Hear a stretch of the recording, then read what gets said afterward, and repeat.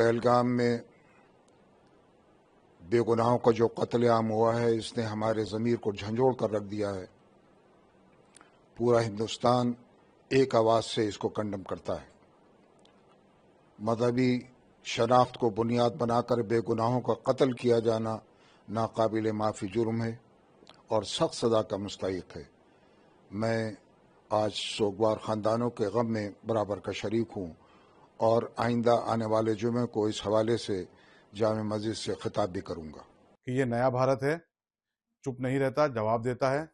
अब जवाब सिर्फ शब्दों से नहीं, फैसलों, एक्शन और नतीजों से दिया जाता है, जिसका कल आपको उदाहरण मिला देखने को।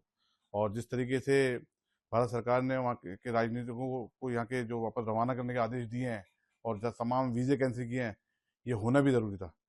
कि देखिए, ताल्लुकात और आतंकवाद एक साथ नहीं चल सकता।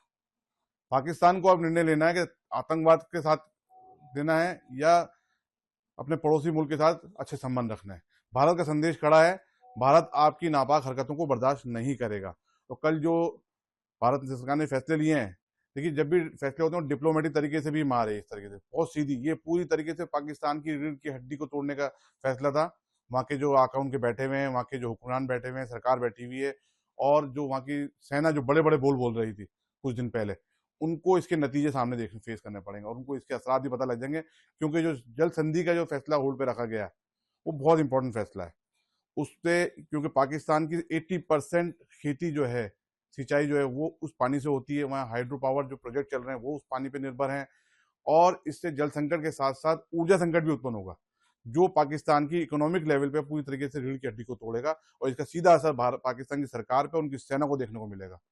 और जहां तक मिलिट्री एक्शन का सवाल है, भारत के लिए तमाम विकल्प खुले हैं और हमें पूरी उम्मीद है मोदी सरकार अपना मिलिट्री एक्शन भी दिखाएगी, जिस तरीके से पुलवामा हमले के बाद दिखाया गया था। प्रधानमंत्री नरेंद्र मोदी ने जब सीसीएस बैठक के बाद में जो विदेश मंत्रालय की प्रेस कॉन्फ्रेंस हुई और उसमें ये निर्णय लिए गए कि भाई 5 बड़े मुद्दे जो फैसले हैं वो लिए जाएंगे, उसके बाद से पाकिस्तान भी अलर्ट पर है। जो 18 फाइटर जेट हैं वो लाहौर और रावलपिंडी को गए।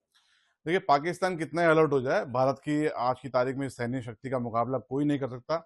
भारत आज सक्षम है हर तरीके से, क्योंकि भारत सरकार का नेतृत्व तो मोदी जी जैसे प्रधानमंत्री कर रहे हैं और भारत ये सक्षम है कि पाकिस्तान में घुस करके आतंकवादी को भी खत्म कर सकता है और वहाँ की जो ये नापाक हरकत रखने वाली जो सेना जैसे ना, उनको भी सबक सिखा सकता है। अभी तो ये डिप्लोमेटिक जवाब जो है प्रधानमंत्री ने दिया, आने वाले समय में किस तरह के और जवाबों की आप उम्मीद करें? देखिए, भारत का पूरा हर नागरिक आज की तारीख में इतना गुस्से में है, जिस तरीके से वीडियो हमारे सामने आ रहे हैं, जिस तरह के नाहक बेगुनाहों को कत्ल किया गया मजहब पूछ के। लानत है ऐसे लोगों पे जो मजहब पूछ के मार रहे हो। आप लोग किस धर्म का एग्जाम्पल दे रहे हो? इस्लाम में इसकी जगह कहाँ है?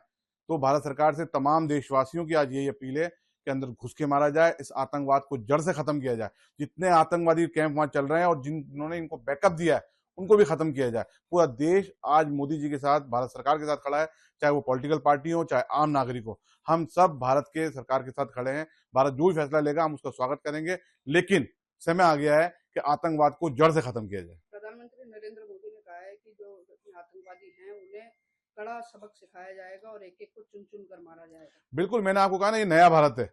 अब जवाब सिर्फ शब्दों से नहीं, फैसलों, एक्शन और नतीजों से दिया जाता है और मोदी सरकार से हमें पूरी ये उम्मीद है कि चुन चुन के मारा जाएगा जिन जिन लोगों ने नाहक बेगुनाहों का कत्ल किया है, उन आतंकवादियों को भी, उनको बैकअप करने वालों को भी। देखिए, भारत सरकार और भारतीय सेनाओं का लोहा पूरी दुनिया मानती है आज की तारीख में, और भारत सरकार और भारतीय सेना इतनी सक्षम है कि आतंकवाद को उनके घर में घुस के खत्म कर सकती है। पाकिस्तान ये ना भूले कि 1965 की जंग के अंदर भारतीय सेनाओं ने लाहौर में जाके चाय पी थी। तो जब भारतीय सेना उस जमाने में वहां पहुंच गई, तो आज की तारीख में भारतीय सेना सक्षम है हर तरीके से कि पाकिस्तान के कोने में घुस घुस के आतंकवादियों को चुन चुन के मार सकते हैं। और अब वक्त आ गया है कि पाकिस्तान से पीओके को अलग किया जाए। पाक ऑक्यूपाइड कश्मीर अनधिकृत तौर से उन्होंने कब्जे में लिया और वहां जुल्म ज्यादती हो चुकी है। तो अब भारत सरकार को चाहिए उसको वहां से अलग कराए, अपने भारत में शामिल करे, इस कश्मीर को मुकम्मल करे। ये जो कश्मीर में हादसा जो हुआ है, ये आतंकवादी नापाक साजिशें और नापाक मंसूबे जो हमारे बेगुनाह हिंदू भाइयों पर जो हमला हुआ है, हम उनको सख्त शब्दों में उसको वखोड़ते हैं और उसकी मजम्मत करते हैं।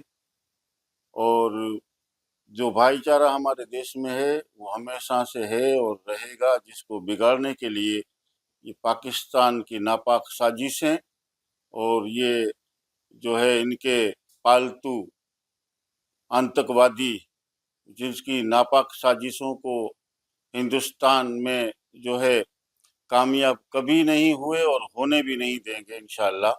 हम सब हिंदू मुसलमान एक दूसरे के भाई हैं और इस गम में जो 27 बेगुनाह की जो जान गई है वो शहीद हुए हैं, हम उनके गम में बराबर शरीक हैं और इंशाअल्लाह हमारा भाईचारा जो है वो हमेशा बना रहेगा।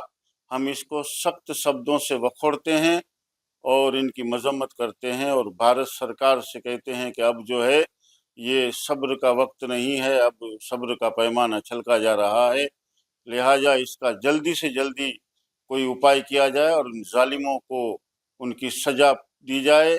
और भारत सरकार से मैं तो खुद ये कहता हूँ कि वो मुसलमानों को भी इजाज़त दे और हथियार दे ताकि हम पाकिस्तान में घुस के उसका जवाब दें उसे। ये हमारा हौसला है, हमारे ही भाई बहन हैं जिनको ये दर्द हुआ है, कश्मीर में गए उनको ये दुख हुआ है, उसका बड़ा दुख है और हम अपनी भीनी आंखों से उन्हें खूब खूब श्रद्धांजलि अर्पण करते हैं।